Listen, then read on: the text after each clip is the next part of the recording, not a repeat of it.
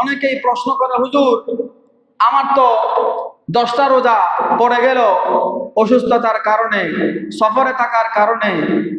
কোরআনে এটার হুকুম দিচ্ছেন ফাইদ্দাতুম মিন আইয়ামিন উখর।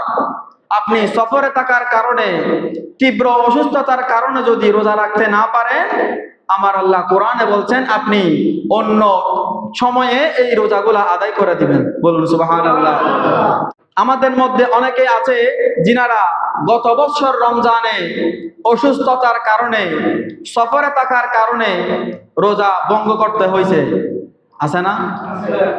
আমাদের মা বোনদের অসুস্থতার কারণে অনেকের রোজা বাদ দিতে হয়, এটা শরীয়ত ওনাদেরকে হুকুম দিয়েছেন, তিনাদের জন্য শিথিল করেছেন।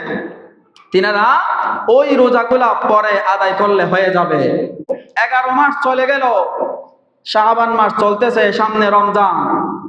অনেকেই যারা রোজা, কাজা রোজাগুলা আদায় করতে পারেন নাই, তাদের সুবর্ণ সুযোগ হচ্ছে এই মাহে শাবানে অতীতের যে রোজাগুলা রাখার সুযোগ পান নাই, ওই রোজাগুলা এই মাসে আদায় করবেন। বলুন না সুবহানাল্লাহ। এগুলা কি লাগাতার আদায় করতে হবে নাকি মাঝখানে ব্রেক দিয়ে দিয়ে রাখবেন?